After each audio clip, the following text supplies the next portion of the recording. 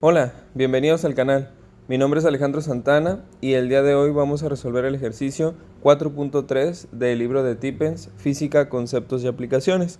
Este capítulo habla acerca del equilibrio traslacional y la fricción, que son temas que tienen que ver con la rama de la física de la mecánica. Entonces vamos a empezar con el ejercicio. Dice, 3 ladrillos iguales están atados entre sí por medio de cuerdas y penden de una balanza que marca en total 24 newtons. Entonces vamos a hacer el dibujo. Vamos a suponer que aquí tenemos los ladrillos que están colgados entre sí de esta manera. Y vamos a suponer también que aquí tenemos una balanza que nos marca ese peso de 24 newtons. Entonces luego nos pregunta, ¿cuál es la tensión en la cuerda que sostiene el ladrillo inferior? ¿Y cuál es la tensión en la cuerda que se encuentra entre el ladrillo de en medio y el superior? Bueno, vamos a concentrarnos en la primera pregunta. ¿Cuál es la tensión en la cuerda que sostiene al ladrillo inferior? Entonces, el ladrillo inferior, lógicamente, es este que está aquí. Entonces, nos están preguntando por la tensión en esta cuerda.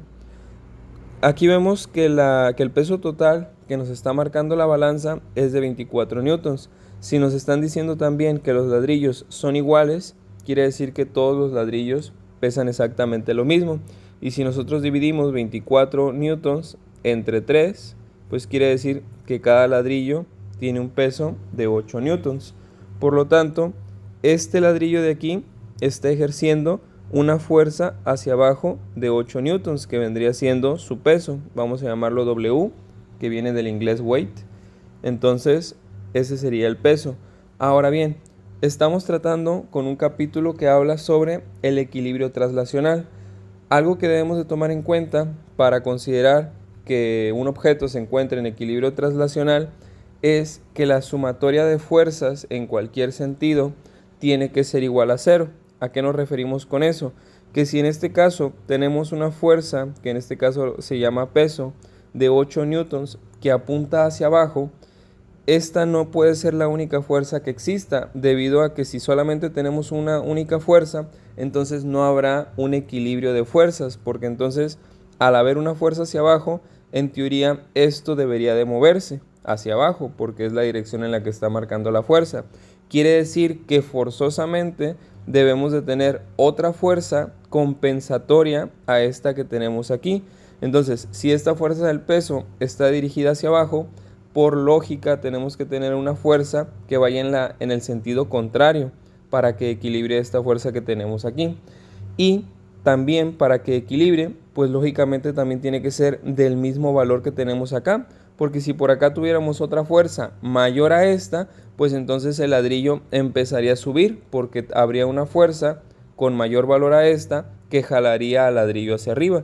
Como eso no es lo que sucede en la realidad, sino que el ladrillo se queda en equilibrio ahí quietecito, pues entonces debemos de suponer una fuerza en la dirección o en el sentido contrario y de la misma magnitud, es decir, también de 8 newtons. Entonces debemos de suponer que la tensión en la cuerda es de 8 newtons. Y ahí tendríamos la primera respuesta a la pregunta que dice, ¿cuál es la tensión en la cuerda que sostiene al ladrillo inferior? Sería una tensión de 8 newtons. Entonces ahí tendríamos la primera respuesta a la primera pregunta.